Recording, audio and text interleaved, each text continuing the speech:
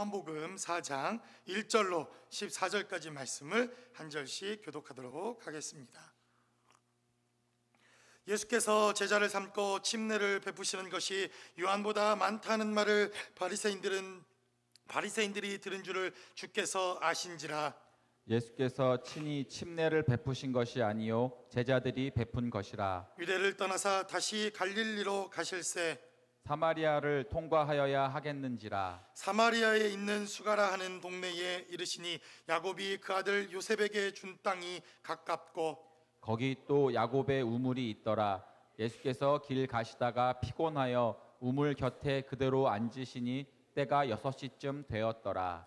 사마리아 여자 한 사람이 물을 길르러 왔음에 예수께서 물을 좀 달라 하시니 이는 제자들이 먹을 것을 사러 그 동네에 들어갔음이러라. 사마리아 여자가 이르되 당신은 유대인으로서 어찌하여 사마리아 여자인 나에게 물을 달라 하나이까 하니 이는 유대인이 사마리아인들과 상종하지 아니함이러라.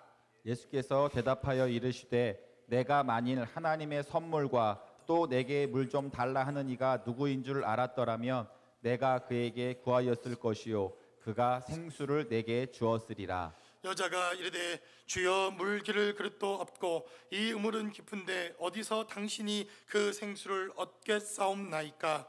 우리 조상 야곱이 이 우물을 우리에게 주셨고 또 여기서 자기와 자기 아들들과 짐승이 다 마셨는데 당신이 야곱보다 더 크니이까. 예수께서 대답하여 이르시되 이 물을 마시는 자마다 다시 목마르려니와 내가 주는 물을 마시는 자는 영원히 목마르지 아니하리니 내가 주는 물은 그 속에서 영생하도록 솟아나는 샘물이 되리라. 아멘. 아멘.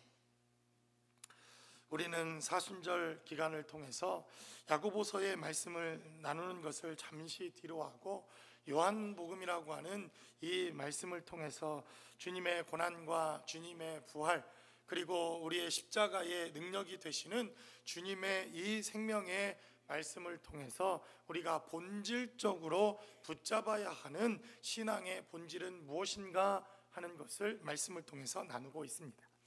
그래서 우리가 지난 시간에도 요한복음 3장에 기록되어져 있는 니고데모라고 하는 사람의 사건을 통해서 신앙의 본질을 우리가 한번 묵상해보고 그리고 우리가 신앙생활하는 삶의 자리에서 다시 한번 본질적으로 붙잡아야 할 우리의 신앙의 모습은 무엇인가 하는 것을 나누면서 이 사순절의 기간 그리고 이제 오늘부터 종려주일이 시작되고 그리고 우리가 고난주간이라고 하는 이 삶의 자리를 우리가 말씀을 묵상하면서 함께 여러분들과 우리의 본질적인 신앙의 문제들을 생각해보고 있습니다. 그래서 우리는 지난 시간 니고데모라고 하는 이 사람을 통해서 신앙의 본질이 무엇인가 우리가 간구하고 우리가 또 주님 앞에 기도해야 할 신앙의 모습이 무엇인가 하는 것을 여러분들과 함께 말씀을 통해서 나누어 보았습니다. 특별히 요한복음 3장에 기록되어져 있는 니고데모의 사건을 통해서 주님과 우리가 1대1로 맞이해서 주님이 요한복음 3장 16절에 기록되어져 있는 이 복음 중에 복음이었던 이 메시지를 생생하게 우리에게 들려주고 이 복음으로 말미암아 우리가 다시 한번 십자가 앞에 서는 것 이것이 니고데모를 통해서 우리에게 들려주셨던 복음의 본질이었다고 하는 것을 우리는 요한복음 3장의 말씀을 통해서 다시 한번 깨닫게 됩니다. 특별히 요한복음 4장에도 주님께서 우리의 신앙의 본질적인 문제들에 대한 메시지를 다루고 있는 것을 보게 됩니다. 특별히 요한복음 4장에 기록되어져 있는 수가성 사건의 이 여인의 이야기들을 잘 살펴보면 니고데모라고 하는 3장에 기록되어져 있는 이 사건의 사람과 대단히 비교되어지고 그리고 대조적인 그러한 메시지라는 것을 아마 여러분들이 눈치채셨을 것이라고 생각되어집니다. 니고데모가 남자라면 4장에는 여인이었던 수가성의 이름 모를 여인이 등장을 합니다. 니고데모 이름도 무시무시하지 않았습니까? 정복자 엄청난 이름을 가지고 있었는데 이 여인의 이름은 이름조차 등장하지 않는 그냥 수가성에 사는 여인 지금으로 말하면 천안댁, 보령댁 저희 집은 주산이니까 저 충청도 예전에는 다 그렇게 불리지 않았습니까? 사실 저희 할머니도 이름이 없습니다. 그냥 주민등록부에 보면 신가 이렇게 딱 되어 있습니다. 이름도 없고, 그리고 존재도 알 수 없는 이러한 여인이 등장하는 것을 보게 됩니다. 니고데모가 몰래 주님을 찾아온 사건이 밤에 시작되어진 사건이었다고 한다면, 이 수가성 여인의 사건은 바로 아무도 이 우물에 물을 기르러 오지 않는 정오의 딱 시간, 아마도 대낮 한낮의 시간에 바로 일어났던 사건이라고 성경은 기록합니다. 니고데모가 공부도 많이 하고 율법에 대해서도 능통한 자요, 그는 유대의 선생이요 유대의 지도자로 이름을 날렸던 사람이지만, 이 여인은 보잘것없는 여인이었을 뿐만 아니라 성경은 기록하기를 사마리아라고 하는 땅에 이스라엘 백성들이 가장 천대시했던 이러한 사람이었다라고 성경은 기록하는 것을 보게 됩니다. 요한복음 3장에 기록되어져 있는 사건이 니고데모가 예수님을 찾아온 사건이었다고 한다면, 요한복음 4장은 예수님께서 바로 이 수가성의 여인을 찾아간 사건이었다고 하는 것을 성경은 우리에게 다시 한번 증거하는 것을 보게 됩니다. 본질적으로 신앙의 본질이 무엇인가, 우리 기독교의 본질이 무엇인가, 우리가 왜 예수를 믿어야 하는가에 대한 본질에 대한 메시지를 기록해 놓으면서 요한복음 4장에 기록되어져 있는 이 메시지는 묘하게도 니고데모와는 완전히 다른 배경과 사건을 통해서 우리에게 본질적인 물음에 대한 메시지를 증거하고 있더라는 것입니다. 그래서 우리는 이 수가성 여인의 사건을 통해서 다시 한번 이 십자가, 그리고 종려주의를 맞이하면서, 그리고 고난의 주간을 맞이하면서 우리가 믿고 있는 우리의 신앙의 본질, 그리고 과연 우리는 신앙생활을 잘하고 있는가에 대한 본질적인 물음 앞에서 이 본문이 기록하고 있는 말씀을 통해 함께 나눠보기를 원합니다. 첫 번째로 이 본문이 우리에게 증거하고 있는 것은 바로 신앙의 본질은 은혜라고 하는 것을 우리에게 증거하고 있는 본문이라는 것을 깨닫게 됩니다.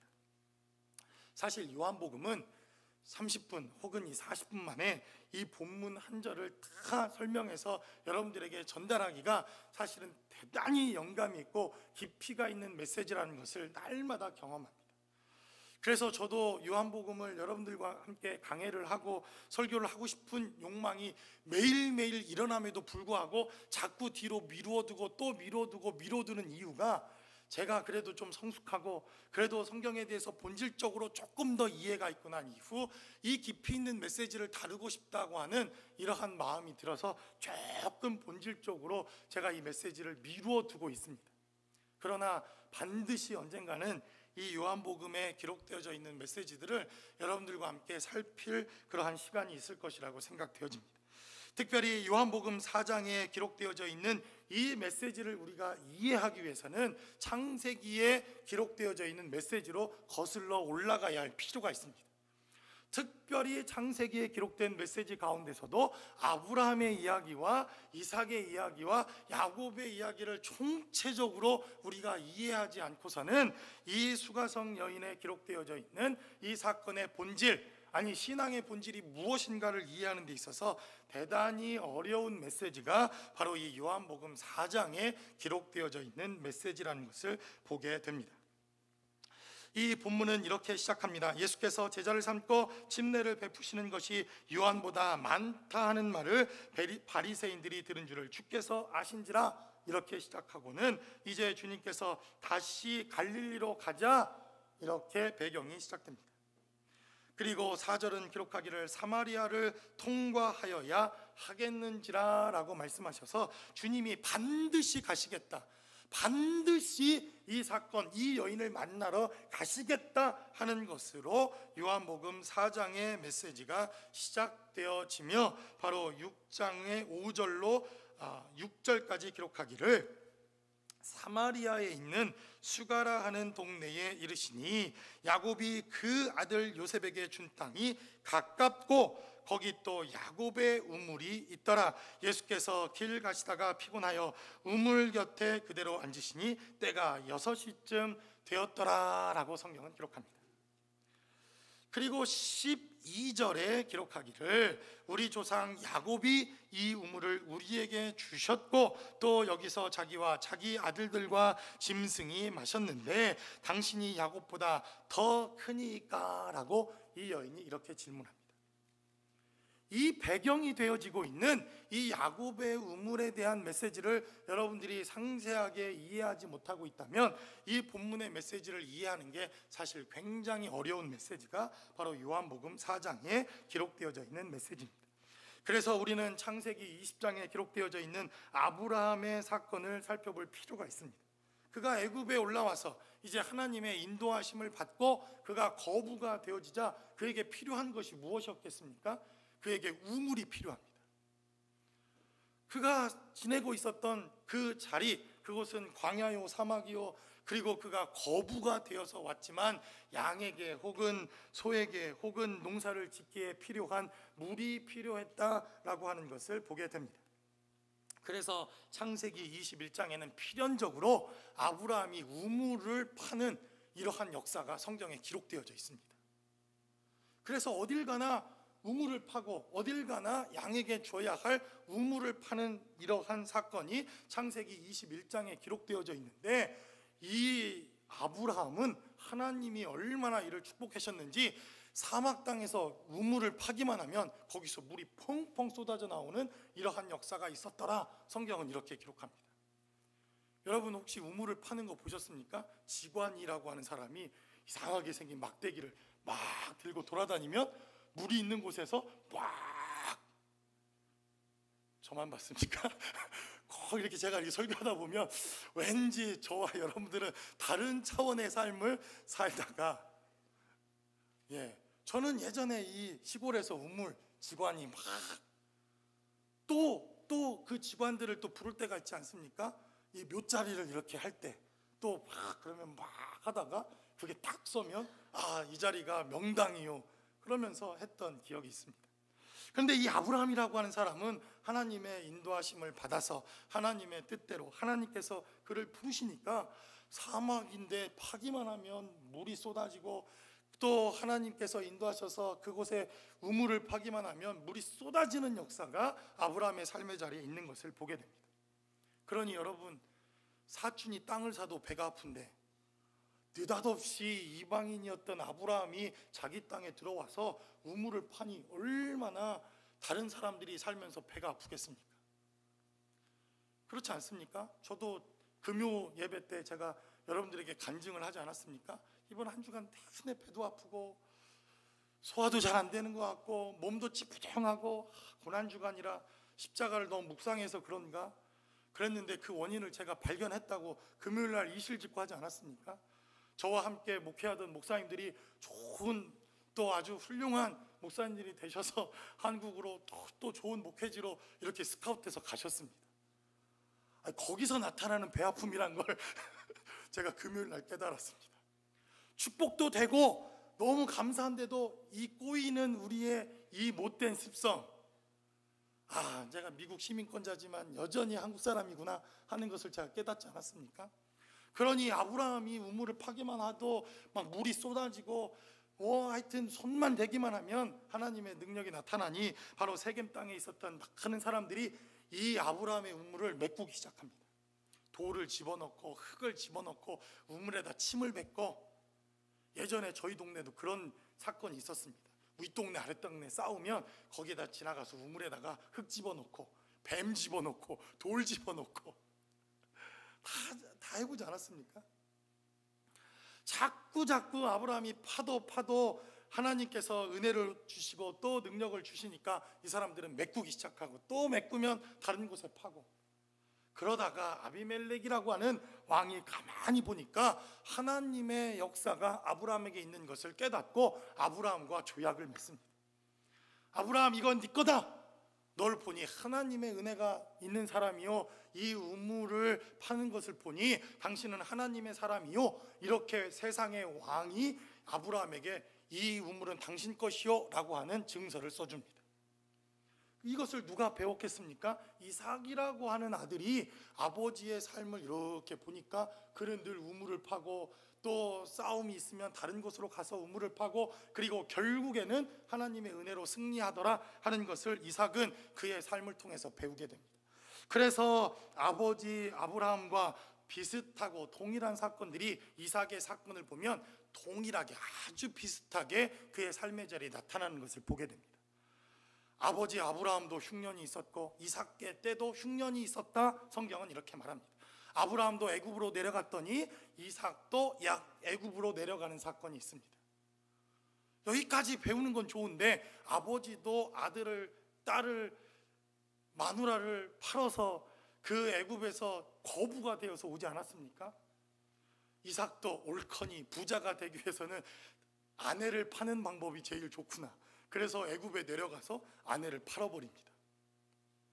제가 이 설교를 개척교회 하는 목사님들 모여있는 곳에서 설교를 한 적이 있습니다. 개척교회 목사님들, 저도 개척을 했지만 마누라에게 주눅 들어 살고 있습니다. 그렇지 않습니까? 보면 미안하고 생계를 책임지니 얼마나 죄송합니까? 그래서 이 어디서 이렇게 위축되어진 마음이 있는가 봤더니 그거더라고요. 근데 이 개척교회 목사님들 보니 안 그렇습니까? 다들 우리는 떳떳하다고 주님의 부르심이라고 얘기하지만 마음 한구석에 우리도 다 양심이 있습니다. 저희를 양심 없는 그런 목사로 보지 마십시오. 마누라 고생하는 줄 다 알고 그 피 빨아먹는 흡혈귀라는 소리 다 우리도 듣고 있고, 그러니 그런 개척교회 목사님들 모아놓고 아니 이삭도 팔아먹고 아브라함도 팔아먹었으니 우리 좀 당당해집시다. 그랬더니 얼마나 아멘 소리가 큰지. 이삭도 그렇게 아버지를 따라서 애굽에 내려가 어려움과 고초를 당하는 사건들이 그의 삶의 자리에 있는 것을 보게 됩니다. 그런데 아버지로부터 한 가지 배운 것이 있는데, 우물을 파고 그 우물 때문에 하나님이 주시는 축복의 역사를 이삭이 깨닫고 그가 돌아와 그도 우물을 파기 시작합니다. 그런데 그냥 우물을 판 게 아니라 아버지가 팠던 자리, 아버지 아브라함이 우물을 팠던 그 자리에 가서 메꿔 놓았던 돌들을 치우기 시작하고 다시 그 우물을 팠더니 우물에서 펑펑 물이 쏟아지더라. 창세기 26장은 그렇게 기록합니다. 그러나 축복이 있으면 또 배 아픈 인간들이 있다고 제가 말씀드렸죠. 그걸 보고 있으니 또 세겜 사람들이 방해하고 또 물이 쏟아지는 역사가 있으니 이삭을 회방하는 회방꾼들이 나타나기 시작합니다. 그러면 이삭은 아버지의 삶을 쫓아서 그들과 싸우지 않고 또 옮겨가면서 우물을 파고 또 옮겨가면서 우물을 파고 또 옮겨가면서 우물을 파기를 몇 차례 그렇게 우물을 계속해서 그들과 다투지 아니하고 파기 시작하는 것을 보게 됩니다. 가만히 보면 바보 아닙니까? 내가 비즈니스를 여기서 잘했는데 여기서 잘 되니까 옆에서 그 비즈니스를 카피를 해서 나보다 1원을 더 싸게 팔어. 그러면 좀 싸워서 아니 이러면 되겠습니까? 할 것이지. 아이고 그러면 나는 안 싸워. 그러면 나는 다른 곳으로 갈 거야. 그리고는 가게를 옮깁니다. 자신의 산업을 옮깁니다. 자신의 비즈니스를 옮깁니다. 이삭을 보면 바보 같지 않습니까? 아니 누가 목사님 제가 렌초 북한문과 7가에서 개척을 해야 되겠으니 가시오. 그러면 아니 내가 먼저 개척했는데 이게 무슨 말이야? 저 같으면 아주 그냥 머리를 디밀어 싸우고 양심이 있어야지 말이야 이러지 않겠습니까? 그래 그러면 개척해. 나는 뭐 다른 데로 가지. 제 성정에는 이런 일은 절대 없을 것 같습니다. 이삭은 이상할 정도로 다투지 않고 싸우면 또 도망가고 싸우면 또 다른 곳으로 이주하고 또 다른 곳으로 이주하는 이러한 일들이 창세기 26장에 등장을 하더니 결국에는 이것을 지켜보고 있던 아비멜렉의 후손이 이삭에게 찾아와 이렇게 우리와 약속을 하자 이렇게 말합니다. 네가 하나님께 기도해서 우리를 멸망하지 않도록 이렇게 기도해달라고 하는 이러한 약조를 이삭과 동맹을 맺게 됩니다.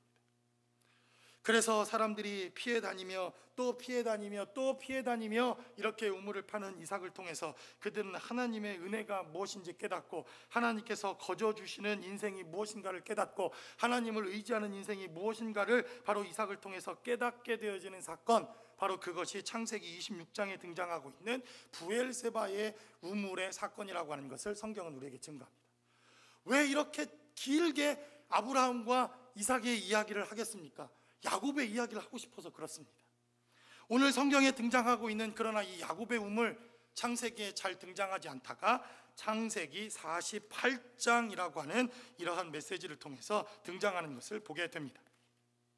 창세기 48장을 보도록 하겠습니다. 창세기 48장 20절은 이렇게 기록합니다. 그날에 그들에게 축복하여 이르되 이스라엘이 너로 말미암아 축복하기를 하나님이 내게 에브라임 같고 므낫세 같게 하시리라 하며 에브라임을 므낫세보다 앞세웠더라 라고 기록하는 것을 보게 됩니다. 이제 그 야곱이라고 하는 사람이 이제 조상으로 돌아가야 할, 다른 말로 하면 죽을 때가 다 되어서 그의 자손들을 축복하는 메시지가 창세기 48장에 등장합니다.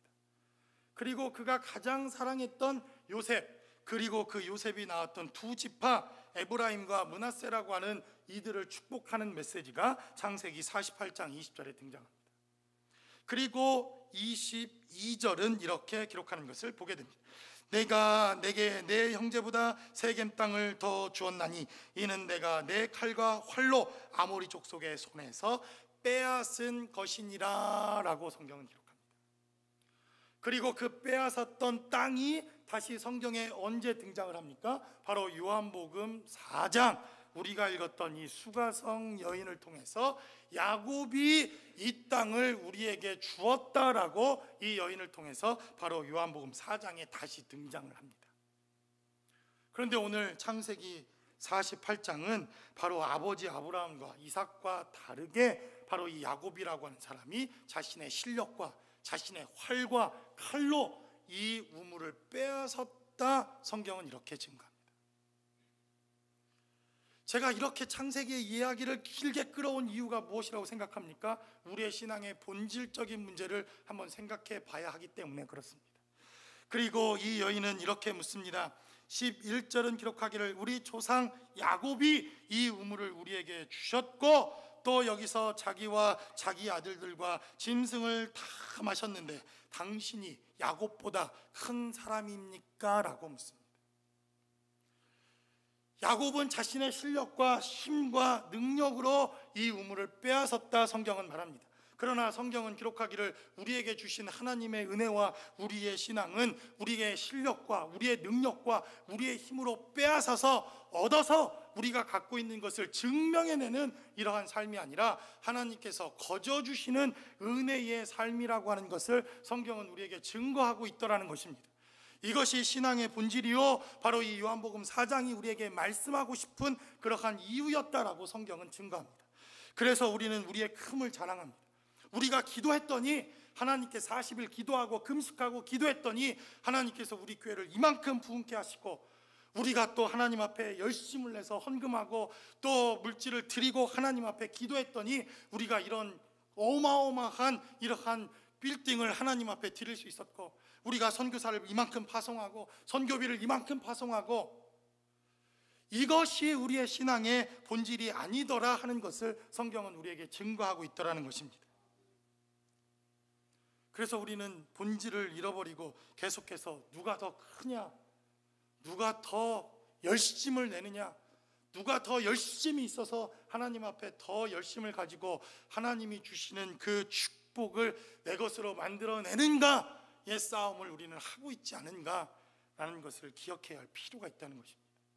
그래서 오늘 요한복음 4장은 본질적으로 우리의 신앙은 무엇인가 우리의 힘으로 빼앗아서 싸워서 이겨서 쟁취해서 그것을 가지고 우리가 무엇인가를 해결할 수 있음을 보여주는 본질적인 싸움이 아니라 하나님께서 은혜로 주시고 그냥 주시고 우리의 실력과 능력과 아무런 상관없이 하나님이 일방적으로 우리에게 주시는 바 은혜가 바로 우리의 신앙이요, 우리가 본질적으로 붙잡아야 할 우리의 삶의 신앙이라고 하는 것을 본문은 우리에게 증거하고 있더라는 것입니다. 그래서 여러분, 우리에게 40일 금식도 필요합니다. 그리고 또 신년 특세 혹은 종려주일, 그리고 우리가 고난주간을 맞이해서 금식하며 하나님 앞에 기도하는 이러한 삶의 자리도 필요합니다. 그러나 그 금식 때문에 하나님 앞에 그 고난의 시간에 우리가 함께 동참하는 것 때문에 우리에게 야곱의 우물이 주어지고, 이 우물에서 주어지는 그러한 삶의 자리 때문에 내가 큰 자라고 주장하는 우리의 신앙의 모습, 우리는 본질을 잃어버린 우리의 이러한 신앙의 삶을 혹시 살아가고 있지는 않은가? 그래서 우리는 이 크기를 자랑하고 성도들의 숫자를 자랑하고, 그리고 1년 예산을 자랑하고, 얼마나 그 목사가 집회를 많은 교회들에게 불려 다니는가를 자랑하고, 제가 뭐 키나 작습니까? 아니면 뭐 소리나 작습니까? 저도 하도 자랑할 게 없어서 1m 80 이하는 목사로 난 안 쳐. 나보다 목소리 작으면 뭐 무슨, 하다못해 이런 것까지 우리가 잘났음을 나타내야 하는 우리의 신앙의 비본질을 가지고 우리는 지금까지 우리가 신앙생활을 잘하는 것처럼 착각하며 싸워가고 있는 것은 아닌가라고 하는 것을 본문은 우리에게 증거하고 있다라는 것입니다. 그래서 우리는 당신이 야곱보다 더 큽니까? 라고 하는 이 질문, 당신의 교회는 우리에게 얼마든지 충분히 우리의 모든 필요, 우리가 요구하는 것들을 채워줄 수 있을 만한 실력과 능력이 있는 교회입니까? 라고 하는 질문 때문에 우리는 교회를 선택하고, 혹은 우리의 신앙생활을 선택하고 우리의 삶의 자리를 혹시 선택하고 있는 것은 아닐까라고 하는 걱정이 여전히 들더라는 것입니다. 그런데도 제 마음 한편에, 이렇게 설교를 하면서도 제 마음 한편에는 어떻게 하면 빨리 교회 이사 갈까? 어떻게 하면 중고등부 수련회, 어떻게 하면 우리 주일학교 훨씬 더, 이런 것을 생각하는 비본질의 문제 때문에. 그래서 성경은 우리에게 증거하기를 우리의 신앙은 은혜다라고 성경은 증거합니다. 내 기도와 우리의 열심과 열정과 하나님 앞에 드려지는 우리의 삶의 자리, 어떠한 열심과 우리의 노력과 전혀 상관없이 하나님께서 일방적으로 우리를 선택하시고 붙드셨던 사건, 나를 찾아오셨던 사건, 그 사건, 그것을 우리에게 설명하기 위해서 요한복음 4장에 기록되어져 있는 이 사건이 필요하다 성경은 우리에게 증거합니다. 바로 이러한 본질적인 주님의 은혜를 기억하고 한 주간 묵상하실 수 있는 저와 여러분들의 삶의 자리가 되시기를 주님의 이름으로 간절히 축원합니다. 두 번째로 성경은 우리에게 증거하기를 이 신앙의 본질은 바로 인간의 본질적인 목마름을 이해하는 것이다 라고 성경은 우리에게 증거하고 있습니다. 오늘 본문에 기록되어져 있는 메시지를 보니까 우리가 야곱의 우물에서 기르고 열심히 그곳에서 두레박을 내리고 물을 기르면 우리의 잠깐의 목마름이 해결될 수 있는 그러한 삶의 자리라고 하는 것을 보게 됩니다. 어쩌면 종교 생활이 그렇고, 어쩌면 우리가 미국에서 손톱 빠져가며 돈을 벌었던 이러한 삶의 자리도 어쩌면 우리의 이러한 목마름을 잠깐 동안 해결해 줄 수 있는 그러한 문제가 아니었을까라는 생각을 해보게 됩니다. 내가 채우지 못하고 내가 꿈을 이루지 못했던 그 꿈들을 우리 자식들이 이루어지고, 그리고 우리 자식 때에 정말 내가 하지 못했던 것들을 잘 이루는 것을 보면 잠깐 내 안에 있었던 이 목마름, 그것이 해결되는 것 같은 착각을 하며 살아가는 우리의 삶의 모습도 보게 됩니다. 저는 침례교 목사가 돼서 그런지 자주 물이 먹고 싶습니다. 왜 나에게 이런 목마름이 있는가? 제가 일부 예배를 끝나고 나니까 저는 그 목마름의 근원이 어딘가를 확인했습니다. 와이프의 칭찬에 목마르라 있는 저의 모습. 늘 충청도 말로 지청구, 늘 지청구 먹고 늘 눈총을 받고, 내가 와이프의 칭찬에 이렇게 목말라 있구나. 가끔 던져주는 칭찬이 얼마나 제 영혼을 춤추게 하는지. 우리의 삶의 자리에 살펴보면 우리도 이러한 목마름이 있지 않습니까? 그래서 한때 미친 듯이 돈을 벌어보기도 하고, 저도 미친 듯이 공부를 해보기도 하고, 그리고 무엇인가 정말 채워지지 않는 이 영혼의 무엇 때문에 그 무엇을 채우기 위해서 노력했던 우리의 삶. 어쩌면 이 여인은 5명이나 되는 남자를 가로치우고도 아직도 채워지지 않는 그 무엇인가 때문에 이렇게 이 생수를 길러 왔던 이 삶의 현장에서 우리는 인간의 채워지지 않는 본질적인 목마름이 무엇인가 하는 것을 깨닫는 것, 이것이 우리의 신앙의 본질적인 퀘스천이 되어야 한다는 것을 성경은 우리에게 증거합니다. 이 목마름을 채울 수 있는 것이 무엇이라고 성경은 말합니까? 내가 누구인지 알았더라면, 내가 너에게 주는 선물이 무엇인가를 깨달았다고 한다면, 그리고 그 선물을 줄 수 있는 내가 누구인지 네가 알았다고 한다면 그 생수를 내가 너에게 주었으리라 라고 주님은 10절에 기록된 말씀을 통해서 증거합니다. 예수께서 대답하여 이르시되 내가 만일 하나님의 선물과 또 내게 물 좀 달라 하는 이가 누구인 줄 알았더라면 내가 그에게 구하였을 것이요 그가 생수를 내게 주었으리라 라고 주님은 말씀하십니다. 그래서 인간 본질에 목마름이 있다 성경은 말합니다. 아무리 세상의 것들로 채워도 채워지지 않는 본질적인 우리의 목마름,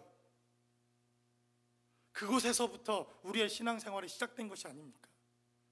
그 목마름에서부터 우리의 본질적인 신앙생활이 시작되어졌고, 그리고 주님을 만나자 그 목마름이 해결되어진 우리의 삶의 자리가 있었다고 하는 것, 이러한 간증이 있고 삶이 있는 것, 이것을 성경은 바로 그리스도인이다, 거듭났다, 하나님의 자녀가 되었다, 이렇게 증거하는 것을 보게 됩니다. 우리가 14절까지의 말씀을 읽었지만 여러분들이 성경에서 요한복음 4장 28절을 다 찾아보시기 바랍니다. 지금 여러분들이 다 찾아보시고 28절의 말씀을 우리 같이 합독하도록 하겠습니다. 다 찾으셨으면 28절을 같이 합독합니다. 시작. 여자가 물동이를 버려두고 동네로 들어가서 사람들에게 이르되 라고 말합니다. 여러분, 이 여자가 지금 무엇을 하러 왔습니까? 물을 길르러 왔습니다. 채워지지 않았던 자신의 목마름을 채우기 위해서 그는 물을 길렀고 남편을 5이나 갈아치웠고, 그러나 이 여자가 예수를 만나고 예수님을 체험하고 경험하게 되어지자 그는 물동이를 버려두고 다시 자신이 살던 마을로 들어갑니다. 이것이 신앙의 본질이더라 라고 성경은 말합니다. 그래서 바로 채워질 수 없는 인간의 것으로, 세상의 것으로 결단코 채울 수 없는 우리 영혼의 문제, 바로 이것을 채우기 위해서 우리의 신앙생활이 필요하고 저 십자가가 필요하고 고난의 주간이 필요하며 주님과 동행하는 우리의 삶의 자리가 필요하다, 성경은 우리에게 증거하고 있더라는 것입니다. 그래서 이스라엘 백성들은 40년 동안 사막을 경험합니다. 무려 38년 동안 그들은 타는 듯한 목마름을 체험하고 경험하며 채울 수 없는, 하나님만이 채우셔야 하는 인간의 극한 목마름을 그들은 체험하고 경험합니다. 홍해 땅을 건넜더니 마라라고 하는 극심한 삶의 자리에서 물 한 모금, 물 한 톨이 없어서 그들은 죽게 되어지는 극한의 목마름을 체험하고 경험하게 되더라는 것입니다. 우리는 또한 삼손이라고 하는 사람이 에나꼬레라고 하는 그러한 지역에서 무려 나귀 턱뼈로 1000명이나 되는 사람을 때려 죽이고도 그의 극심한 목마름 때문에 그가 죽게 되었다고 하나님 앞에 부르짖으며 울부짖는 메시지를 듣습니다. 그리고 하나님만이 채우셔야 하는, 하나님만이 채울 수 있는 바로 그곳에서 물이 터져나와 에나꼬레, 울부짖는 자들의 셈이라고 하는 이러한 하나님의 채우심, 하나님께서 목마름을 해결하시는 이러한 삼손의 간증이 있었던 것을 또한 우리는 보게 됩니다. 엘리야도 하나님의 말씀을 쫓아 3년 6개월 동안 비가 내리지 않자 그릿이라고 하는 시냇가에서 물이 말라지고 타들어가는 극심한 목마름이 엘리야의 삶의 자리에도 있었던 것을 보게 됩니다. 우리를 위해 십자가를 지신 주님도 바로 인간의 목마름이 무엇인가를 아셨기에 그는 십자가에서 내가 목마르다 라고 말씀하신 후 그는 운명하시는 것을 또한 보게 되더라는 것입니다. 바로 우리의 인간의 목마름을 해결하기 위해서, 우리의 영혼의 목마름을 해결하기 위해서, 우리의 채워지지 않는 인간의 욕망과 인간의 이 메마름을 해결하기 위해서 바로 주님이 오셨고, 그래서 우리에게 십자가가 필요하고, 그래서 주님의 생수의 강이 필요하며, 그분이 주시는 성령의 역사를 통해서 흘러 넘쳐나는 생수가 필요하다고 본문은 우리에게 증거하고 있다는 것입니다. 저와 여러분들이 이러한 본질적인 주님의 생명을 소유할 수 있는 이러한 고난주간이 되시기를 다시 한번 주님의 이름으로 간절히 축원합니다. 성경은 우리에게 다시 한번 증거하기를, 그래서 이 신앙의 본질은 선물이 아닌 바로 선물을 주시는 분, 그에게 있다라고 성경은 우리에게 증거합니다. 다시 한번 10절에 기록되어져 있는 말씀을 살펴보면, 예수께서 대답하여 이르시되 내가 만일 하나님의 선물과 또 내게 물 좀 달라 하는 이가 누구인 줄 알았더라면 이라고 성경은 증거합니다. 자신의 목마름을 채우기 위해서 이 여인도 열정적으로 저는 살았을 것이라고 생각되어집니다. 여러분, 한 남자가 5명의 여자를 꼬시는 게 쉽습니까? 이런 불경한 이야기를 제가 설교해서 되는지 모르겠지만, 여러분, 세상에서 제일 어려운 일이 어떤 일입니까? 혹시 아십니까? 군인이 여자 꼬시는 일입니다. 군인이 여자 꼬시는 일. 여러분, 세상에서 제일 쉬운 일이 뭔지 아십니까? 여자가 군인 꼬시는 일입니다. 그러니 이 여인도 여러분, 이 시대에 5명의 남편을 두었을 정도의 여자라면 얼마나 치열한 삶을 살았겠습니까? 얼마나 치열한 삶을 살아야만 이 여인도 남자를 5이나 거느릴 수 있는, 그리고 이 시대에 살았겠습니까?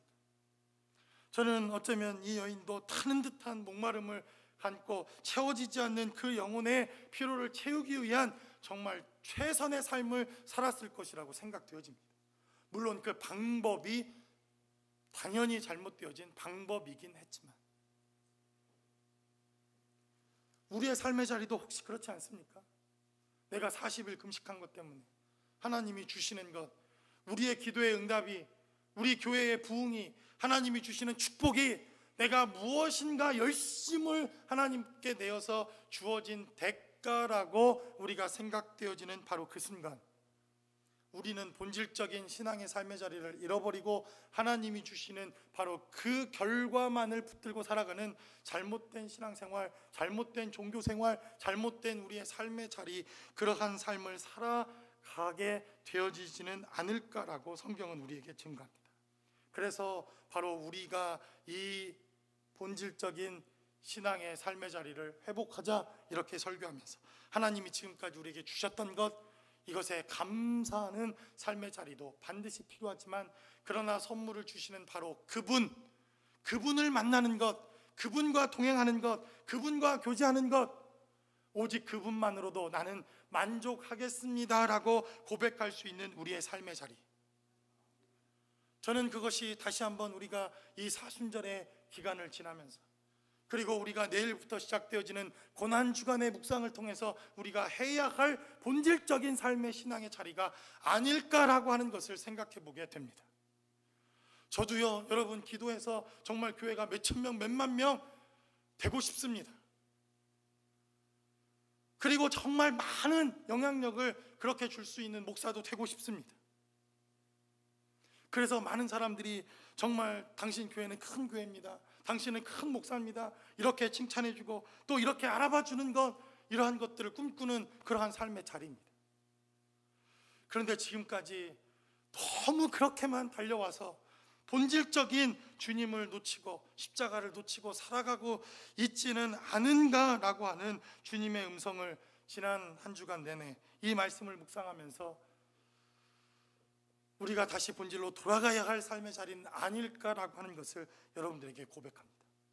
혹시 우리는 이 미국 땅에 살면서, 혹시 우리는 그래도 남들이 부러워하는 이 미국 땅에 살면서 우리는 그런 것들 때문에 이 본질을 놓치며 살아가는 삶의 자리는 아니었는가 라고 하는 것을 생각해 보게 되더라는 것입니다.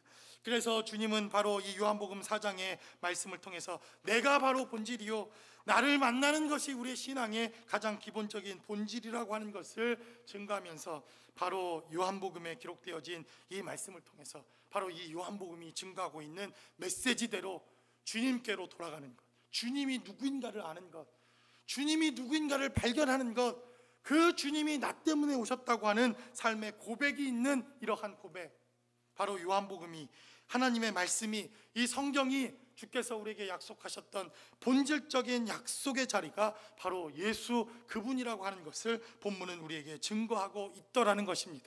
그러므로 저와 여러분들이 다시 한번 우리의 삶의 자리를 돌아보아 주신 것에 감사하고, 그 주신 결과에 감사하고, 지금까지 우리를 인도하신 하나님, 그것에 감사할 수 있는 저와 여러분들이 되시기를 바랍니다. 그러나 우리가 본질적으로 감사할 것은 그러한 결과를 주신 바로 그분, 주님, 이번 한 주간만이라도 바로 주님 때문에, 예수님 때문에 내가 기쁘고 감사하고 만족하며, 모든 것이 나에게는 이 수가성 여인처럼 부족한 삶의 자리일지라도 주님 하나로 만족되어지는 삶의 자리라고 고백할 수 있는 저와 여러분들의 삶의 자리가 되시기를 주님의 이름으로 간절히 축원합니다. 기도하겠습니다.